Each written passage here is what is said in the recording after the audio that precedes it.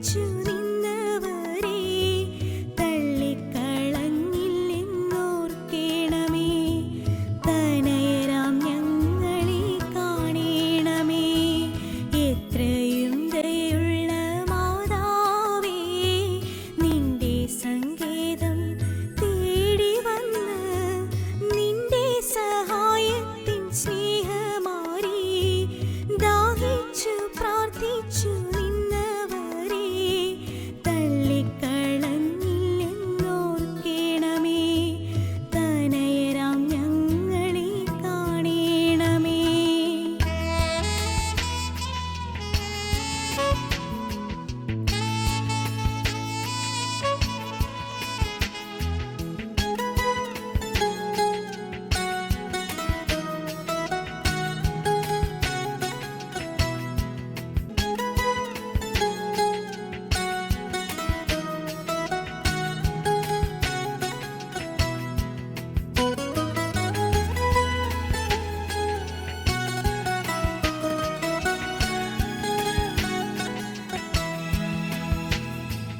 എൻ്റെ പേര് സിസ്റ്റർ ജെയ്മേരി.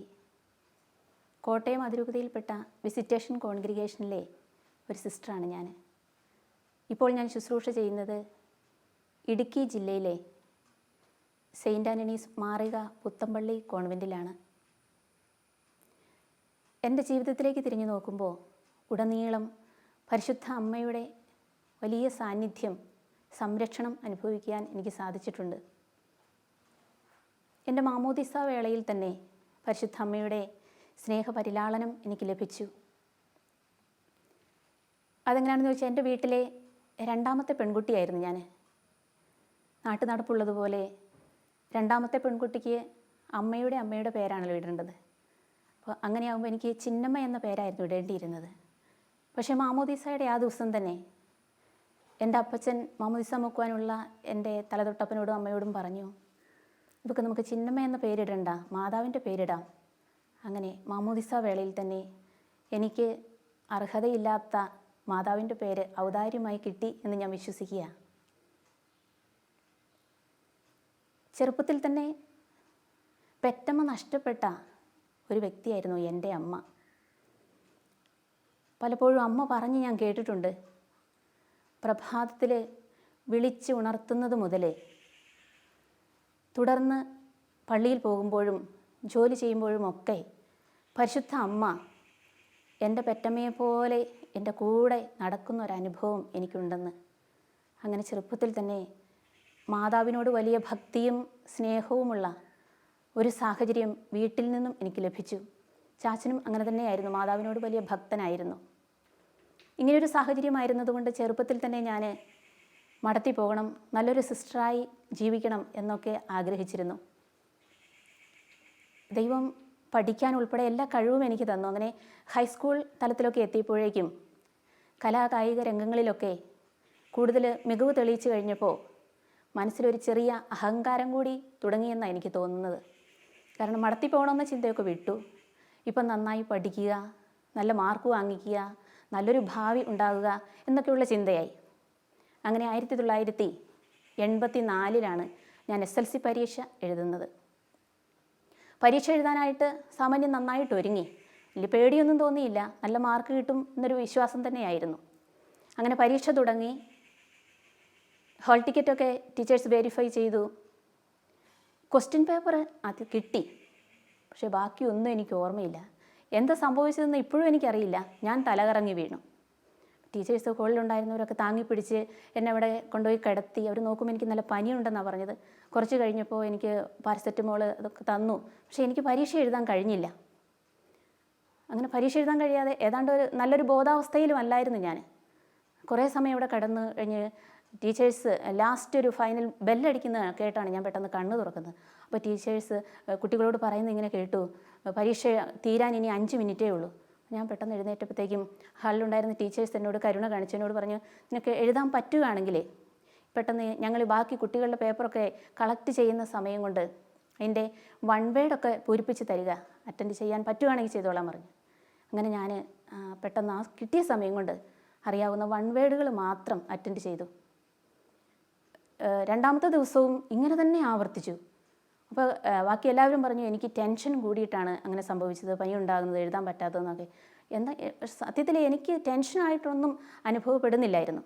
പഠിച്ചു നല്ല മാർക്ക് കിട്ടും എന്നൊരു അഹങ്കാരത്തിൻ്റെ മനോഭാവമായിരുന്നു അപ്പോഴും എൻ്റെ മനസ്സിൽ. ഏതായാലും ആ അഹങ്കാരത്തിൻ്റെ മനോഭാവം ഈ 2 ദിവസം കൊണ്ട് മാറി. ഈ 2 ദിവസം ഇങ്ങനെ ആയി കഴിഞ്ഞപ്പോഴത്തേക്കും ഇനി പ്രതീക്ഷിച്ച മാർക്കൊന്നും കിട്ടില്ല എന്നും നമ്മുടെ ആഗ്രഹം വേണ്ടോന്ന് നടക്കില്ല എന്നും ഇനി എഴുതിയിട്ട് വലിയ കാര്യമില്ല എന്നൊക്കെയുള്ളൊരു നിരാശാഭാവമായി. അതുകൊണ്ട് തന്നെ ബാക്കി 8 വിഷയങ്ങളും എഴുതി എന്ന് മാത്രമേ ഉള്ളൂ. പരീക്ഷ കഴിഞ്ഞപ്പോൾ മുതൽ എൻ്റെ മനസ്സിന് വല്ലാത്തൊരു അസ്വസ്ഥത. എന്താ ഇങ്ങനെ സംഭവിച്ചത്? ഒരിക്കലും ഇത് സംഭവിക്കാൻ സാധ്യതയില്ലാത്തതായിരുന്നു. പേടിയൊന്നുമില്ല, പക്ഷേ ഒരുമാതിരി ഒരു നാണംകേട് ഉണ്ടാകുന്നൊരു പരിപാടി പോലെ എനിക്ക് അവിടെ അനുഭവപ്പെടുകയാണ്. അപ്പോൾ ആരോടും പറയുന്നില്ലെങ്കിലും ഉള്ളിൻ്റെ ഉള്ളിൽ വലിയൊരു പ്രയാസമാണ്. വലിയ മാർക്ക് കിട്ടി പാസ്സാകുമെന്ന് കരുതിയിട്ട് റിസൾട്ട് വരുമ്പം തോറ്റു എന്നറിയുന്നത് എൻ്റെ കുടുംബത്തിനും സ്കൂളിനും എൻ്റെ നാട്ടുകാരുടെ മുമ്പിൽ പോലും ഇതിന് കേമിയായി നടന്നിട്ട് തോറ്റു എന്ന് പറയുന്നതിനെക്കുറിച്ച് ചിന്തിക്കാൻ പോലും എനിക്ക് പറ്റുന്നില്ലായിരുന്നു. അങ്ങനെ റിസൾട്ട് വരുന്നതിന് കുറച്ച് ദിവസം മുമ്പ് എൻ്റെ വീട്ടിൽ ഞങ്ങൾ പ്രാർത്ഥനാ മുറിയിലുണ്ടായിരുന്ന മാതാവിൻ്റെ ഒരു പടവും എടുത്തുകൊണ്ട് ഞങ്ങളുടെ അടുത്തുള്ളൊരു കപ്പിലാന്തോട്ടത്തിലേക്ക് ഞാൻ പോയിട്ട് ആ കപ്പിലുമാവെ ചാരി മാതാവിൻ്റെ പടം ഇങ്ങനെ വെച്ചിട്ട് ഒരു വ്യക്തിയോട് എന്നതുപോലെ ഞാൻ മാതാവിനോട് പറഞ്ഞു, മാതാവേ, ഞാൻ പരീക്ഷ എഴുതിയത് വെച്ച് നോക്കുമ്പോൾ ജയിക്കാൻ യാതൊരു സാധ്യതയില്ല. പക്ഷേ തോറ്റു എന്നതിനെക്കുറിച്ച് എനിക്ക് ചിന്തിക്കാൻ പോലും സാധിക്കില്ല. അമ്മ എനിക്ക് വേണ്ടി ഒരു ഉപകാരം ചെയ്യണം. മകനോട് പറഞ്ഞിട്ട് എന്നെ ഒന്ന് ജയിപ്പിക്കുകയാണെങ്കിൽ പ്രത്യുപകാരമായി ഞാൻ മാതാവിൻ്റെ മടത്തിൽ പോയി മാതാവിൻ്റെ പേരിട്ട് ജീവിച്ചു കൊള്ളാമെന്ന്. ഇത്രയും പറഞ്ഞു കഴിഞ്ഞപ്പോൾ മനസ്സിനൊരു ആശ്വാസം തോന്നി. ഇതുപോലെ ആരും കാണാതെ തന്നെ മാതാവിൻ്റെ പടമൊക്കെ ഞാൻ യഥാസ്ഥാനത്ത് കൊണ്ടുപോയി വെച്ചു. റിസൾട്ട് വന്നപ്പോൾ ഞാൻ പ്രതീക്ഷിച്ചതിനേക്കാൾ അധികമായി സാമാന്യം നല്ല മാർക്ക് തന്ന് മാതാവ് എന്നെ ജയിപ്പിക്കുകയായിരുന്നു.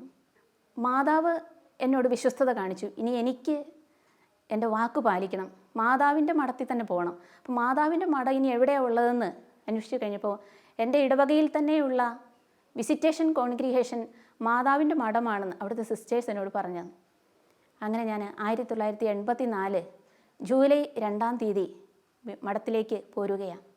അപ്പോൾ എൻ്റെ അമ്മ എന്നെ ചേർത്ത് പിടിച്ചിട്ട് പറഞ്ഞു, മകളെ, ഇനി ഞാൻ എല്ലാ പ്രാവശ്യവും എന്നതുപോലെ നിൻ്റെ കൂട്ടത്തിൽ നിൻ്റെ ഒപ്പം ഉണ്ടാവില്ല. അതുകൊണ്ട് ഞാൻ നിന്നെ മാതാവിനെ ഏൽപ്പിച്ച് വിടുക, മാതാവ് നിന്നെ നോക്കിക്കൊള്ളും, അതുകൊണ്ട് ധൈര്യമായിട്ട് പൊക്കോ എന്ന് പറഞ്ഞ് അമ്മ എന്നെ മഠത്തിലേക്ക് യാത്രയാക്കി. ചാച്ചൻ്റെ കൂടെ ഞാൻ മഠത്തിൽ പോന്നു.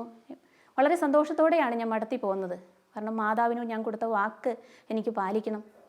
അങ്ങനെ വളരെ സന്തോഷമായിട്ട് മഠത്തിൽ വന്നു കഴിഞ്ഞിട്ട് ഞാൻ പ്രതീക്ഷിച്ചതുപോലെ ആയിരുന്നില്ല കാര്യങ്ങൾ. പലതരത്തിലുള്ള ഓരോരോ രോഗങ്ങൾ മാറി മാറി എന്നെ ബുദ്ധിമുട്ടിപ്പിച്ചുകൊണ്ടിരുന്നു.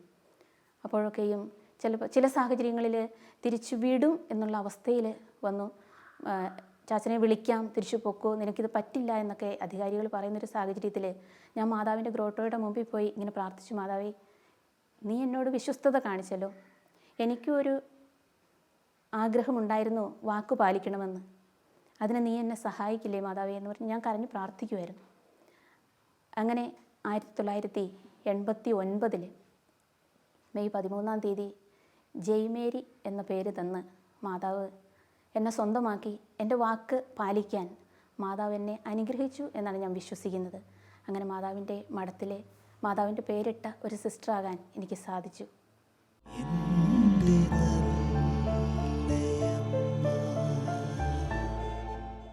അങ്ങനെ മാതാവിൻ്റെ മഠത്തിൽ വന്ന് മാതാവിൻ്റെ പേരൊക്കെ ഇട്ട് സിസ്റ്ററായി കഴിഞ്ഞപ്പോൾ ഒരു ചെറിയ ആഗ്രഹം കൂടി ഞാൻ മാതാവിനോട് പറഞ്ഞു. മാതാവേ, ഒത്തിരി സ്ഥലത്ത് അമ്മ പലർക്കും കാണപ്പെടുന്നുണ്ടല്ലോ, എനിക്കങ്ങനെ നേരിട്ട് അമ്മ കാണാനുള്ള യോഗ്യതയൊന്നും ഇല്ല. പക്ഷേ ഒരു സ്വപ്നത്തിനെങ്കിലും അമ്മയൊന്ന് കാണാൻ കഴിഞ്ഞിരുന്നെങ്കിൽ എന്ന് ഞാൻ ആഗ്രഹിക്കുക. ആ ദിവസങ്ങളിൽ എനിക്കൊരു സ്വപ്നം ഉണ്ടായി. ഒരു വലിയ ഭൂഗോളം, പക്ഷേ ആ ഭൂഗോളത്തിൻ്റെ അടിയിൽ വലിയ തീ ഇങ്ങനെ ആളിപ്പടരുകയാണ്. ശക്തമായ കാറ്റടിക്കുന്നത് കൊണ്ട് ആ തീ വളരെ വലുതായ രീതിയിൽ അതിൻ്റെ ജ്വാലകൾ മുകളിലേക്ക് പൊങ്ങുന്നുണ്ട്. ഭൂഗോളത്തിൽ നിന്ന് ഒരുപാട് മനുഷ്യരുടെ പലതരത്തിലുള്ള കരച്ചിലുകളും നിലവിളികളും ഒക്കെ കേൾക്കാം. അല്പം കഴിഞ്ഞപ്പോൾ ആ ഭൂഗോളത്തിൻ്റെ മുകളിലായിട്ട് പരിശുദ്ധ അമ്മ തൻ്റെ തൃക്കുമാരനെയും പിടിച്ചുകൊണ്ട് നിൽക്കുന്ന ഒരു രംഗം ഞാൻ സ്വപ്നത്തിൽ കാണുകയാണ്. പെട്ടെന്ന് ഞാൻ പറഞ്ഞു, മാതാവേ, ഞാൻ കണ്ടു, എനിക്ക് മതി. അപ്പോൾ തന്നെ ഞാനൊരു സ്വരം കേൾക്കുകയാണ്, കുഞ്ഞെ, ഇതാണ് ലോകത്തിൻ്റെ അവസ്ഥ, പ്രാർത്ഥിക്കുക, നിൻ്റെ സഹനങ്ങളൊക്കെയും ഇതിനു വേണ്ടിയൊക്കെ നീ കാഴ്ചവെക്കുക. പിന്നീട് ഒരിക്കലും ഞാൻ അങ്ങനെ ഒരു സ്വപ്നം കണ്ടില്ല. പിന്നീട് ഞാൻ മുണ്ടക്കയത്ത് TTCക്ക് പോവുകയാണ് ആ വർഷം തന്നെ.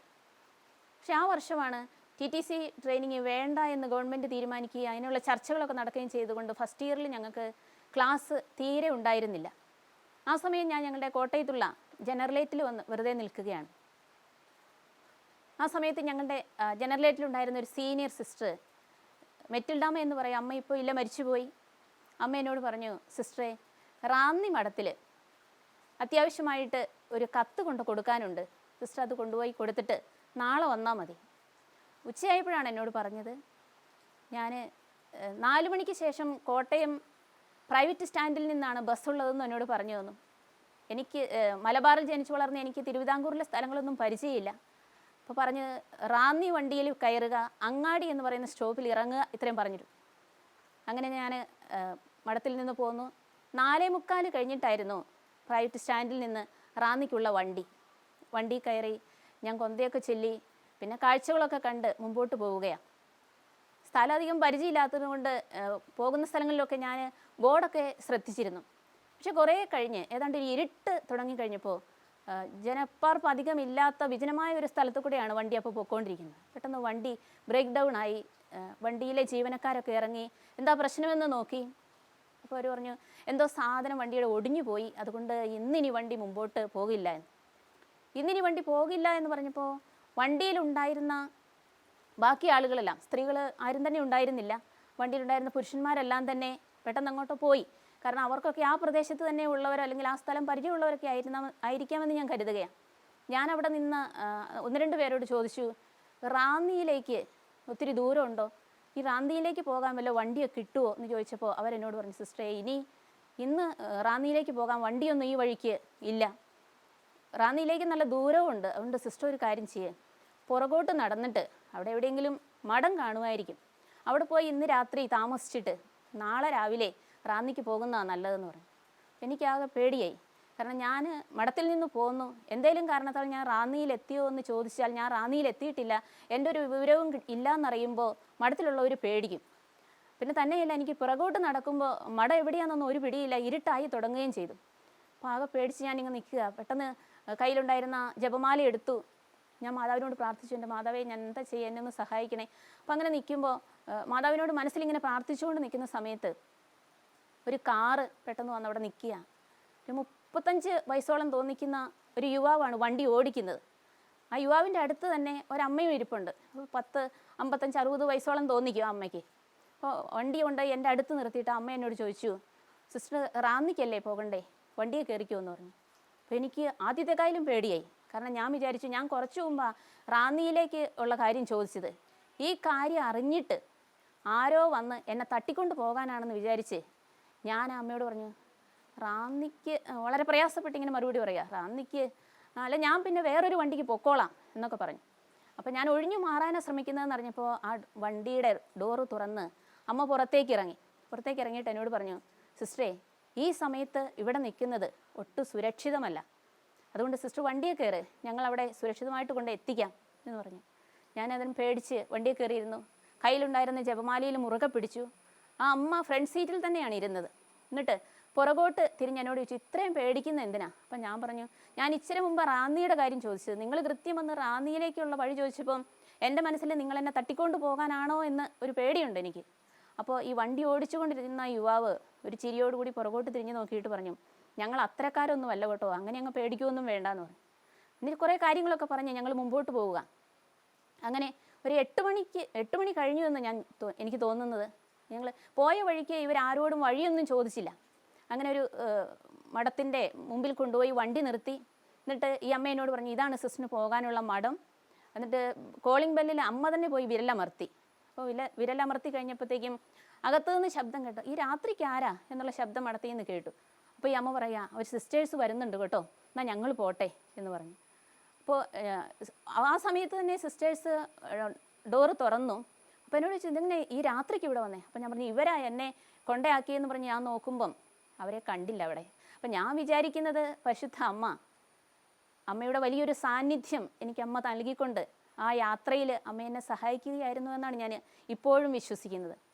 അതുമാത്രമല്ല, ആ വർഷം തന്നെ മറ്റൊരു സംഭവം കൂടെ ഉണ്ടായി. ഞാനിങ്ങനെ ക്ലാസ്സൊന്നും ഇല്ലാതെ ജനറേറ്റ് നിൽക്കുന്ന സമയമാണല്ലോ. അതുകൊണ്ട് ഈ അമ്മ തന്നെ എന്നോട് പറഞ്ഞു, തിരുവനന്തപുരത്ത് ഞങ്ങൾക്കൊരു ഹോസ്റ്റലുണ്ട്, ആ ഹോസ്റ്റലിൽ കൊണ്ടുപോയി ഒരു സാധനം കൊടുക്കണം. അപ്പോൾ ഉച്ചയായപ്പോഴാണ് എന്നോട് പറഞ്ഞത്. അപ്പോൾ തിരുവനന്തപുരത്തേക്ക്, കോട്ടയത്ത് നിന്ന് തിരുവനന്തപുരത്തേക്ക് എത്ര ദൂരമുണ്ടെന്നൊന്നും എനിക്ക് കൃത്യമായിട്ട് അറിയത്തില്ല. അപ്പോൾ അതുകൊണ്ട് പക്ഷേ എനിക്ക് വെറുതെ നിൽക്കുന്നതായതുകൊണ്ട് ഇങ്ങനെ പോകാനൊക്കെ ഇഷ്ടമായതുകൊണ്ട് ഞാൻ സമ്മതിച്ചു. ഇങ്ങനെ 2 മണിക്ക് ശേഷം കോട്ടയം ട്രാൻസ്പോർട്ട് സ്റ്റാൻഡിൽ നിന്നാണ് ബസ്സെന്നാണ് പറഞ്ഞത്. അങ്ങനെ ഞാൻ കോട്ടയം ട്രാൻസ്പോർട്ട് സ്റ്റാൻഡിൽ ചെന്നപ്പോഴാണ് അറിയുന്നത് 3 മണിക്ക് ശേഷമേ തിരുവനന്തപുരത്തിന് വണ്ടിയുള്ളൂ. അങ്ങനെ ഞാൻ തിരുവനന്തപുരത്തിനുള്ള വണ്ടിയെ കയറി തിരുവനന്തപുരത്തിന് യാത്രയിൽ ജപമാലയൊക്കെ ചൊല്ലി കാഴ്ചയൊക്കെ കണ്ടുകൊണ്ട് അങ്ങനെ തന്നെ പതിവ് പോലെ പോവുകയാണ്. അങ്ങനെ പോയി കുറേ സമയം എത്തിക്കഴിഞ്ഞപ്പോൾ എൻ്റെ സീറ്റിൽ ഞാൻ മാത്രമേ ഉള്ളൂ. സ്ത്രീകളായിട്ട് വേറെ വണ്ടിയിൽ ആരും തന്നെ ഇല്ല. ഒരു ചേട്ടൻ എൻ്റെ അടുത്ത് വന്നിരുന്നു. ഇരുന്ന് കഴിയുമ്പോൾ മുതൽ ഉറങ്ങുന്നതായിട്ടാണ് അദ്ദേഹം ഭാവിക്കുന്നത്. പക്ഷേ എന്നെ വളരെയധികം ഉപദ്രവിക്കുന്നുണ്ടായിരുന്നു.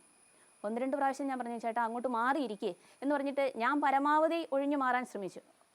പറയുമ്പോഴൊക്കെ ചേട്ടൻ ഉറങ്ങുന്നതായിട്ട് നടിക്കും, അല്ലാത്തപ്പോഴൊക്കെ എന്നെ ഉപദ്രവിക്കും. അപ്പോൾ ഞാൻ ഓർത്തു എൻ്റെ കാര്യത്തിൽ ആരും ശ്രദ്ധയില്ല, അപ്പോൾ എന്നെ എന്ത് വേണേലും ചെയ്യാമെന്ന് കരുതിയായിരിക്കും ഇദ്ദേഹം ഇങ്ങനെ ഉപദ്രവിക്കുന്നത് എന്ന് കരുതി ഞാൻ കയറിയപ്പോൾ തന്നെ കണ്ടക്ടറോട് പറഞ്ഞിട്ടുണ്ടായിരുന്നു, സാറേ എനിക്ക് പ്ലാമൂട് ജംഗ്ഷനിലാണ് ഇറങ്ങേണ്ടത്, എനിക്ക് ആ സ്ഥലം അറിയത്തില്ല, ഒന്ന് പറഞ്ഞേക്കണേന്ന്.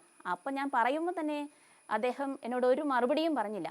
വീണ്ടും ഇദ്ദേഹം ഉപദ്രവിച്ചുകൊണ്ടിരുന്നപ്പോൾ എൻ്റെ കാര്യത്തിൽ കണ്ടക്ടർ ശ്രദ്ധിക്കുന്നുണ്ടെന്ന് അറിയുകയാണെങ്കിൽ ഇദ്ദേഹത്തിൻ്റെ ഉപദ്രവം നിർത്തുമായിരിക്കും എന്ന് കരുതി ഞാൻ കണ്ടക്ടർ ടിക്കറ്റ് എടുക്കാനായിട്ട് മുമ്പോട്ട് പോയപ്പോൾ, സാറേ എനിക്ക് പ്ലാമൂട് ജംഗ്ഷനിലാണ് കേട്ടോ ഇറങ്ങേണ്ടത്, അവിടെ വരുമ്പോൾ ഒന്ന് പറയണേ എന്ന് പറഞ്ഞപ്പോൾ ഈ കണ്ടക്ടർ വലുതായിട്ട് എന്നോട് ദേഷ്യപ്പെടുകയാണ് ചെയ്തത്. ജസ്റ്റ് കയറിയപ്പോൾ പറഞ്ഞാലും പിന്നെ എപ്പോഴും പറയേണ്ട കാര്യമുണ്ടോ, എനിക്കറിയാം ഞാൻ ഓർക്കുന്നുണ്ടെന്നൊക്കെ പറഞ്ഞ് ഒരു താല്പര്യമില്ലാത്തവണ്ണം എന്നോട് സംസാരിച്ചു. അപ്പം ഞാൻ ഓർത്ത്, ദൈവമേ, കണ്ടക്ടർക്കും എൻ്റെ കാര്യത്തിൽ ഒരു ശ്രദ്ധയില്ലാന്ന് കാണുമ്പോൾ ഈ മനുഷ്യനെ കൂടുതൽ ഉപദ്രവിക്കുകയേ ചെയ്യുള്ളല്ലോ. ഇനി ഞാൻ ഇത് വണ്ടിയിൽ നിന്ന് ഉറക്കെ പറഞ്ഞാലും പല രീതിയിലായിരിക്കും ആളുകൾ പ്രതികരിക്കുന്നത്. അമ്മേ, എനിക്ക് വേറെ ആരും സഹായമില്ല, എന്നെ സഹായിക്കണമെന്ന് ഞാൻ പെട്ടെന്ന് മാതാവിനോട് തീക്ഷ്ണമായിട്ട് പ്രാർത്ഥിച്ചു. അടുത്ത സ്റ്റോപ്പിൽ വണ്ടി നിർത്തി കഴിഞ്ഞപ്പോൾ ഒരു സ്ത്രീ വണ്ടിയിലേക്ക് കയറി. ഞാനിരുന്ന സീറ്റിൻ്റെ 2 സീറ്റ് പിറകിലായിട്ട് ആ സ്ത്രീ വന്നിരുന്നത് ഞാൻ ശ്രദ്ധിച്ചു, ഒരു വണ്ടിയിലേക്ക് കയറുന്നത്. അങ്ങനെ സീറ്റിൽ 2 സീറ്റ് പിറകിലിരുന്നുകൊണ്ട് അവരെന്നെ ശ്രദ്ധിക്കുകയായിരുന്നു തോന്നി. ആ സമയത്തൊക്കെ ഈ മനുഷ്യൻ എന്നെ ഉപദ്രവിക്കുന്നുണ്ടായിരുന്നു. അല്പം കഴിഞ്ഞപ്പോൾ ഈ അമ്മ മുമ്പോട്ട് എഴുന്നേറ്റ് വന്നിട്ട് എൻ്റെ അടുത്തിരുന്ന മനുഷ്യനോട് വളരെ പരുഷമായിട്ട് സംസാരിച്ചു. താനൊക്കെ ഒരു മനുഷ്യനാണോടോ, ഈ രാത്രി കന്യാസ്ത്രീയോട് ഇത്ര മാന്യമല്ലാത്ത രീതിയിൽ തനിക്കൊക്കെ എങ്ങനെ പെരുമാറാൻ സാധിക്കുന്നു എന്നൊക്കെ പറഞ്ഞ് എന്നിട്ട് ഈ അമ്മ അയാളോട് കാണിച്ചു കൊടുക്കുകയാണ്, താൻ നോക്കിക്കുക ഈ സീറ്റ് സ്ത്രീകളുടെ സീറ്റ് എന്നാണ് എഴുതി. അതുവരെ ഞാൻ ശ്രദ്ധിച്ചിട്ടില്ലായിരുന്നു. ഈ അമ്മ പറയുക, സ്ത്രീകളുടെ സീറ്റിലാണ് താൻ ഇരുന്നുകൊണ്ട് ഈ സിസ്റ്ററെ ഇങ്ങനെ ഉപദ്രവിക്കുന്നത്, ഇറങ്ങിപ്പോകാനും പറഞ്ഞ് അദ്ദേഹത്തെ വഴക്ക് പറഞ്ഞ്. അപ്പോൾ അദ്ദേഹം കീബോർഡ് നോക്കി അദ്ദേഹം പുറകോട്ട് പോയി. അമ്മ എൻ്റെ അടുത്ത് സീറ്റിലിരുന്നിട്ട് എന്നോട് ചോദിച്ചു എവിടെയാണ് പോകേണ്ടത്. അപ്പോൾ ഞാൻ പറഞ്ഞു, എനിക്ക് പ്ലാമൂട് ജംഗ്ഷനിൽ ഇറങ്ങി ചാരാച്ചിറ ഞങ്ങളുടെ ഹോസ്റ്റൽ അങ്ങോട്ട് പോകേണ്ടതാണ്. അപ്പോൾ ആ അമ്മ എന്നോട് പറഞ്ഞു, പേടിക്കണ്ട, ഞാൻ അവിടെ ആക്കിയിട്ട് പൊക്കോളാന്ന് പറഞ്ഞു. അപ്പോൾ ഞാൻ പറഞ്ഞു, അമ്മേ, ഇപ്പോൾ തന്നെ രാത്രിയായി, പ്ലാമൂട് ജംഗ്ഷനിൽ ഇറങ്ങി കുറച്ച് നടക്കാനുണ്ടെന്നാണ് എന്നോട് മടത്തിയെന്ന് പറഞ്ഞത്. അപ്പോൾ അവിടെ ഇറങ്ങി അമ്മ എന്നെ ഹോസ്റ്റലിൽ ആക്കിയിട്ട് പോകുമ്പോഴത്തേക്കും നേരം വൈകുമല്ലോ, അമ്മയ്ക്ക് പേടിയാകില്ലേ, അമ്മ തന്നെയല്ലേ ഉള്ളൂ. അപ്പോൾ അമ്മ ചിരിച്ചിട്ട് പറഞ്ഞു, എനിക്കോ പേടിയോ, എനിക്കാരെയും പേടിയില്ല കുഞ്ഞേ, തന്നെയല്ല എനിക്കിവിടെ എല്ലാം നല്ല പരിചയമാണെന്ന് പറഞ്ഞു. അങ്ങനെ ഞങ്ങൾ പ്ലാമൂട് ജംഗ്ഷനിൽ ഇറങ്ങി ചാരാച്ചിറ ഹോസ്റ്റലിൻ്റെ അവിടം വരെ ഞങ്ങൾ സംസാരിച്ചു കൊണ്ടുപോയി. താഴെ എത്തിയപ്പം അമ്മ മുകളിലേക്ക് കൈ ചൂണ്ടി എന്നെ കാണിച്ചൊരു വലിയ കെട്ടിടം, ഇതാണ് നിങ്ങളുടെ ഹോസ്റ്റൽ. അങ്ങനെ ഹോസ്റ്റലിൻ്റെ കോളിംഗ് ബെല്ല് അമർത്തി അമ്മ തന്നെ അകത്തു നിന്ന് സിസ്റ്റേഴ്സ് വരുന്ന ശബ്ദം കേട്ടപ്പോൾ എന്നോട് പറഞ്ഞു, അത് അവർ സിസ്റ്റേഴ്സ് വരുന്നുണ്ട്, ഞാൻ പോകട്ടെ എന്ന്. അങ്ങനെ ഞാനൊരു താങ്ക്സ് പോലും പറയുന്നതിന് മുമ്പ് ആ അമ്മയും അവിടെ നിന്ന് മാറി. ഇവിടെയും ഞാൻ കാണുന്നത് യാത്രയിലുടനീളമുള്ള അമ്മയുടെ സംരക്ഷണമാണ്. തീർന്നില്ല. ഞാൻ നേരത്തെ പറഞ്ഞായിരുന്നല്ലോ എൻ്റെ വീട് മലബാറിലാണെന്ന്. അപ്പോൾ ഒരു ദിവസം ഞാൻ അവധിക്ക് പോയിട്ട് വരികയായിരുന്നു. അപ്പോൾ ബസ്സിലാണ് പോരുന്നത്. കണ്ണൂർ റെയിൽവേ സ്റ്റേഷനിലേക്കാണ് എനിക്ക് പോരേണ്ടിയിരുന്നത്. അപ്പോൾ വളപട്ടണത്തെത്തിയപ്പോൾ എൻ്റെ വണ്ടി ബ്രേക്ക് ഡൗൺ ആയി. ഞാനവിടെ ഇറങ്ങാൻ ആൾക്കാർ എല്ലാവരും ഇറങ്ങിക്കോ എന്ന് വണ്ടിയിലുള്ളവർ പറഞ്ഞു. അങ്ങനെ ഇറങ്ങി നിന്നപ്പോൾ പെട്ടെന്ന് 3-4 യുവാക്കന്മാർ ഓട്ടോറിക്ഷയുമായിട്ട് എന്നോട് വന്ന് പറഞ്ഞു, സിസ്റ്ററെ വണ്ടിയെ കയറിക്കോ, ഞങ്ങൾ പെട്ടെന്ന് കൊണ്ടേ ആക്കാമെന്ന് പറഞ്ഞു. അപ്പോൾ ഞാൻ പറഞ്ഞു, ഞാൻ എങ്ങോട്ട് പോകാമെന്ന് വിചാരിച്ചാൽ, സിസ്റ്റർ എങ്ങോട്ടാണേലും വണ്ടിയെ കയറിക്കോ, ഞങ്ങൾ കൊണ്ടേ ആക്കാമെന്ന് പറഞ്ഞു. അതിൽ ഒരാൾ എന്നെ ഇങ്ങനെ തള്ളി ഓട്ടോറിക്ഷയിലേക്ക് കയറ്റാനായിട്ട് ശ്രമിക്കുമ്പോൾ പെട്ടെന്ന് വേറൊരു വണ്ടി, ഒരു കാറ് അവിടെ കൊണ്ടുപോയി നിർത്തിയിട്ട് ഒരപ്പച്ചനും അമ്മച്ചിയും കൂടെ, അതിൽ അമ്മച്ചി വണ്ടിയിൽ നിന്നും പെട്ടെന്ന് ചാടി ഇറങ്ങിയിട്ട് ഈ എന്നോട് എന്നെ നിർബന്ധിച്ച് തള്ളിക്കയറ്റാൻ തുടങ്ങിയ ആ മനുഷ്യനോട് തൊട്ടു പോകരുത്, സിസ്റ്ററിനെ നീ എവിടെ കൊണ്ടുപോകാനാണ് ശ്രമിക്കുന്നത്, മാറി നിൽക്കടാ എന്ന് പറഞ്ഞിട്ട് അവരെ മാറ്റി നിർത്തിയിട്ട് എന്നോട് പറഞ്ഞു വണ്ടിയെ കയറി സിസ്റ്ററെ, ഞങ്ങൾ കൊണ്ടുപോയാക്കാമെന്ന് പറഞ്ഞു. അങ്ങനെ അവരുടെ വണ്ടിയെ കയറ്റി മുമ്പോട്ട് പോയപ്പോൾ എന്നോട് പറഞ്ഞു, അപരിചിതരായ മനുഷ്യർ ഇങ്ങനെ വന്നൊക്കെ ആവശ്യപ്പെടുമ്പോൾ അവരുടെ കൂട്ടത്തിൽ വണ്ടിയെ കയറുന്നത് സുരക്ഷിതമല്ല, അതുകൊണ്ട് ഇങ്ങനെയുള്ള കാര്യങ്ങളിലൊക്കെ ശ്രദ്ധിക്കണമെന്ന് പറഞ്ഞ് പെട്ടെന്ന് തന്നെ കണ്ണൂർ റെയിൽവേ സ്റ്റേഷനിൽ കൊണ്ടുപോയാക്കി. എന്നെ റെയിൽവേ സ്റ്റേഷനിൽ കൊണ്ടുപോയാക്കി പെട്ടെന്ന് തന്നെ അവരങ്ങ് പോയി. അപ്പോൾ അവിടെയും ഞാൻ കാണുന്നത് പരിശുദ്ധ അമ്മ എൻ്റെ എല്ലാ അവസരങ്ങളിലും എന്നെ സഹായിക്കാൻ ഒരു വ്യക്തിയെപ്പോലെ എൻ്റെ കൂടെ ഉണ്ടെന്നുള്ള വലിയ സത്യമാണ് എനിക്ക് മനസ്സിലാക്കാൻ സാധിക്കുന്നത്.